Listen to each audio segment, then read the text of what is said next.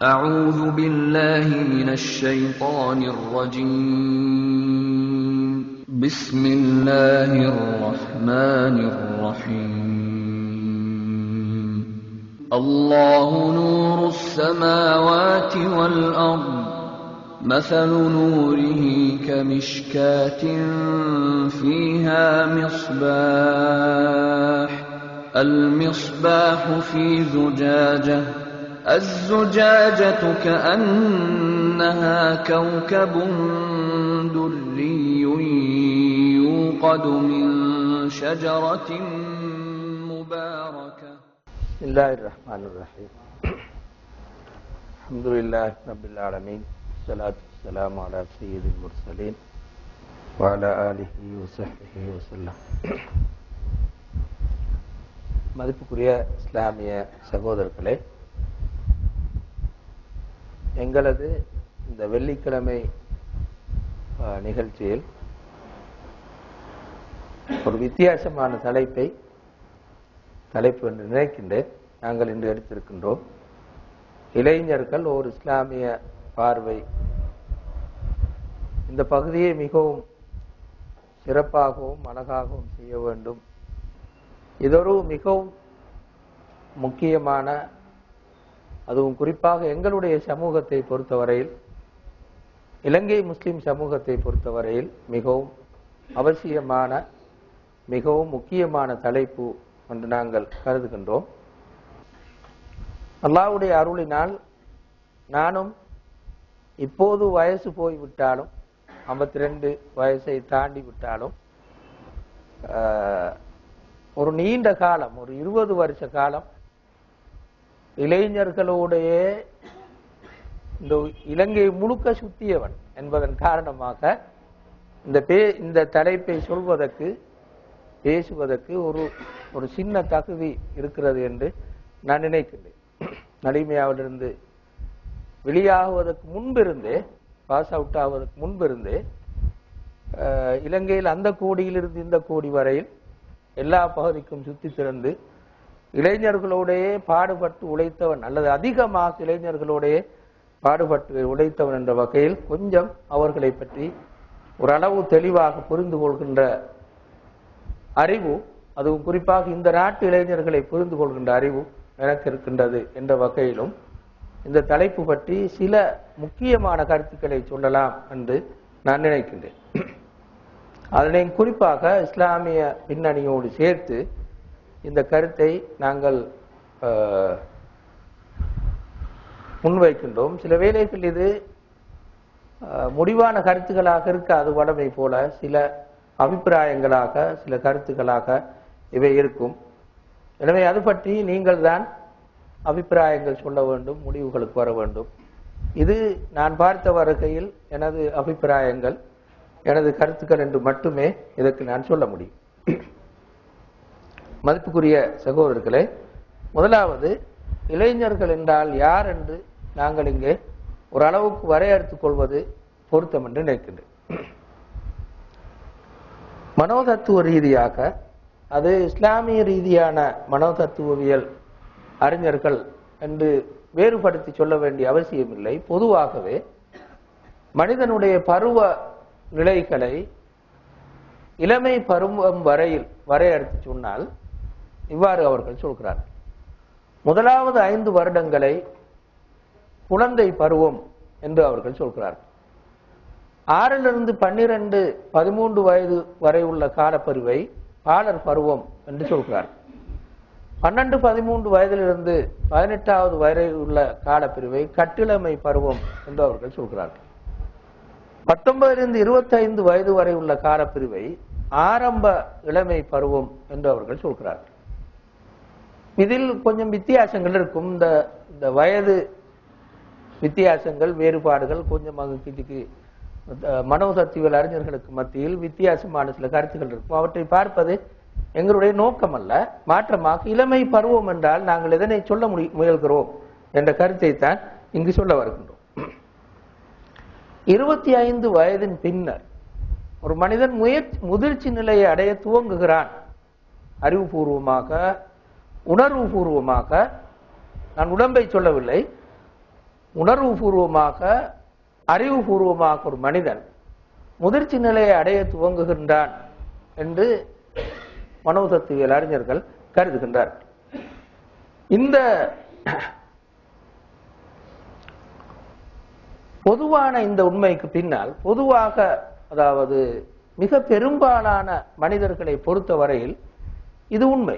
நாங்கள் ஏற்கனவே பார்த்த அந்த வயது ஒழுங்கில் தான் மனிதர்கள் வளர்ந்து செல்கிறார்கள்.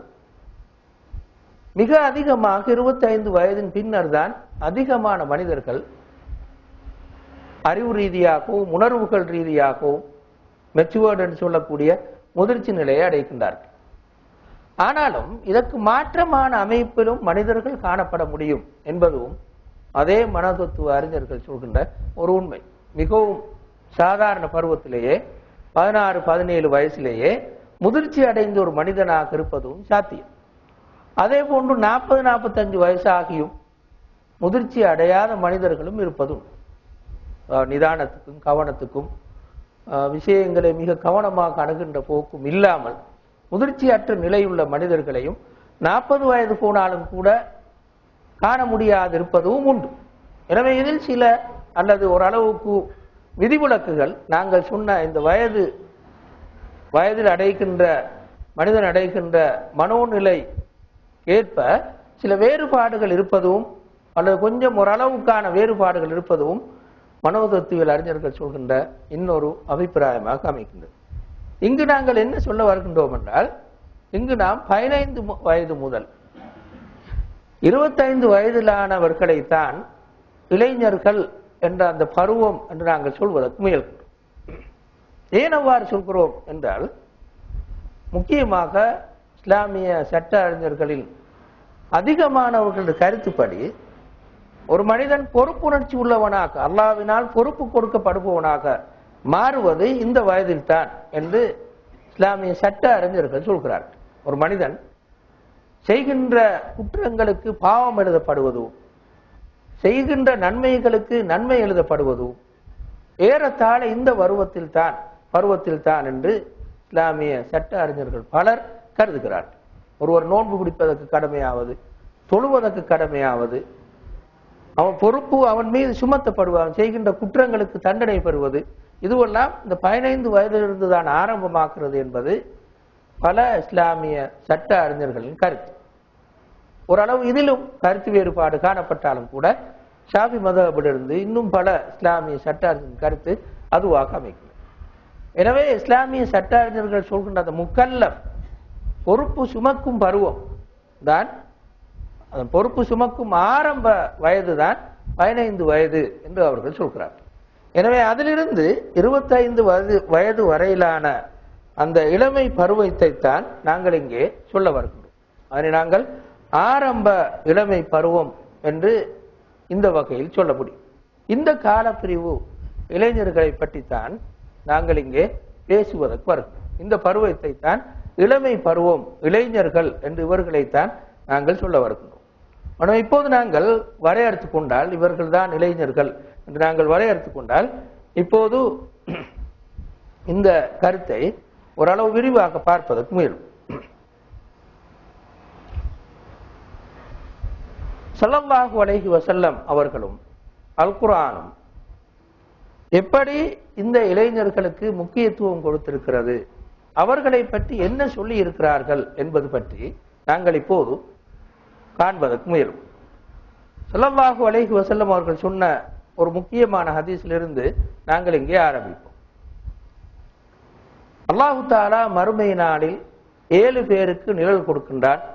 யௌமலா லில்ல இல்லா லில்லு, அவனுடைய நிழல் தவிர வேறெந்த நிழலும் கிடையாத மஹ்ஷர் வெளியில் கடும் சூடான அந்த சந்தர்ப்பத்தில் 7 பேருக்கு அல்லாஹ் மஹ்ஷர் வெளியில் நிழல் கொடுக்கிறான், அவனுடைய சிம்மாசனத்தின் கீழ் நிழல் கொடுக்கின்றான் என்று சொன்ன ஸல்லல்லாஹு அலைஹி வஸல்லம் அவர்கள் அதில் முதலாவது நபராக இமாமுன் ஆதில், ஒரு நீதியான ஆட்சியாளன் என்று சொல்லிவிட்டு இரண்டாவதாக சொன்னார்கள் இந்த வசனத்தை, ஷாபுன் நஷஅ ஃபீ இபாதத்தில்லாஹ், அல்லாஹ்வுடைய வணக்க வழிபாட்டிலே வாழ்ந்த இளைஞர் அல்லது வளர்ந்த இளைஞர்.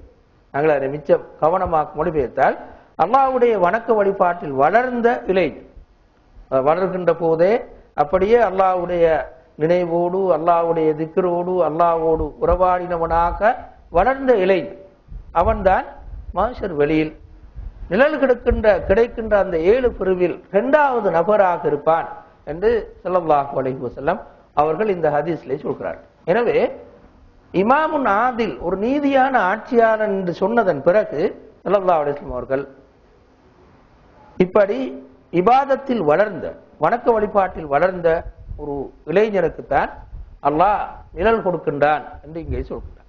ஏனென்றால் அந்த பருவம் அவ்வளவு தூரம் கஷ்டமான சிக்கலான ஒரு பருவம். அல்லாஹ்வுடைய வணக்க வழிபாட்டிலேயே அந்த பருவத்தை கழிப்பது என்பது அந்த பருவ இயல்புக்கு ஓரளவு கடுமையான ஒரு நிகழ்ச்சி.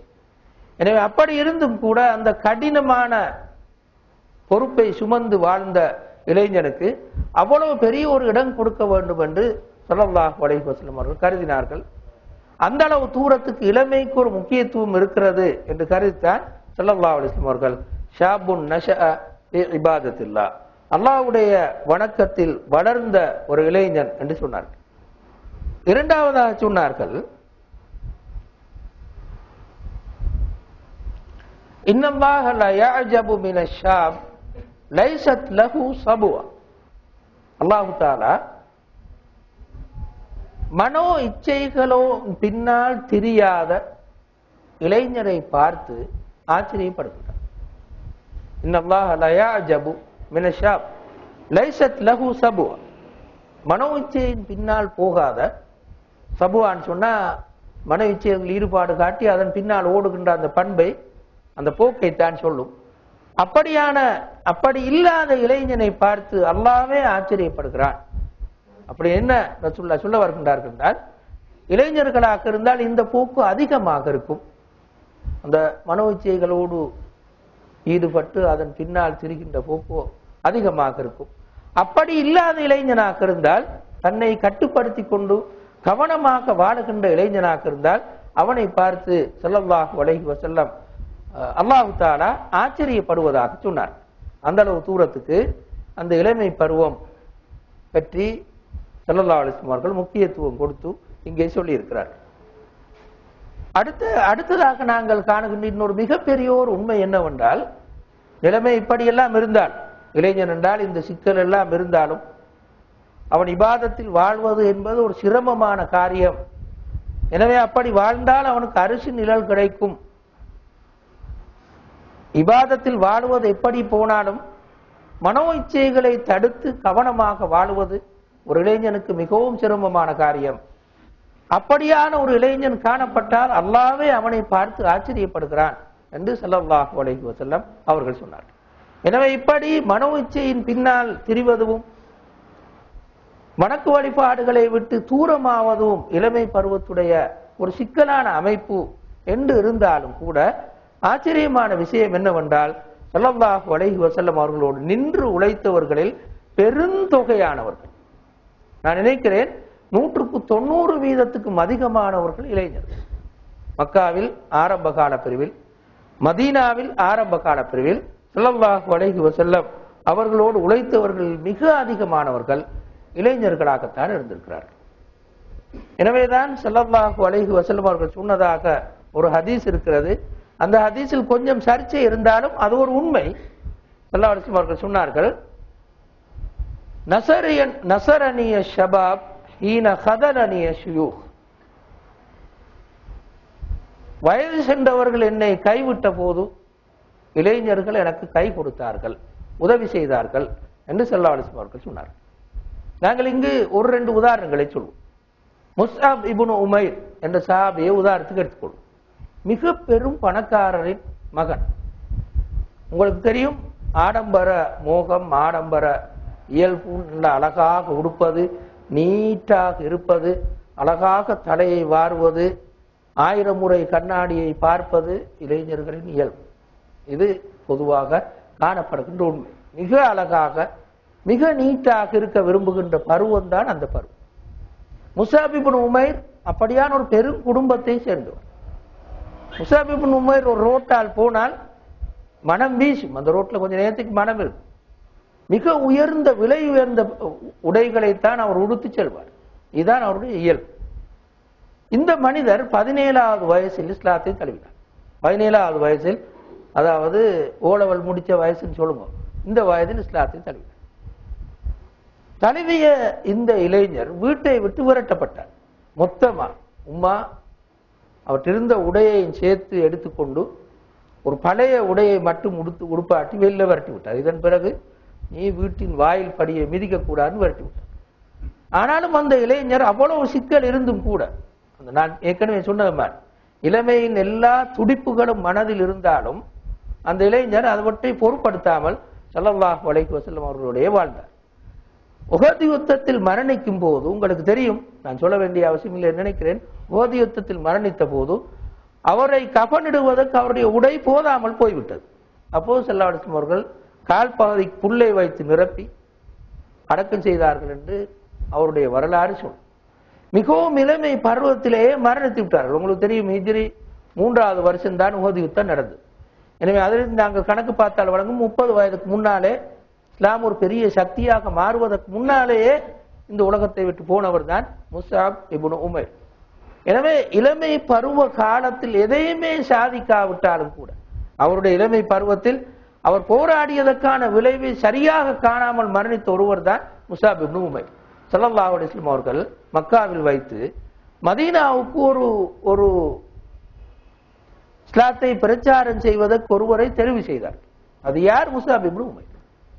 அப்போது அவருக்கு வயது மிகவும் இளமை பருவம், ஒரு 25 வயசுக்கு மேல் இருந்திருக்கார். அந்த வயதில் தான் ஸல்லல்லாஹு அலைஹி வஸல்லம் அவர்கள் மதீனாவுக்கே பிரச்சாரம் செய்வதற்கு அனுப்பினார்.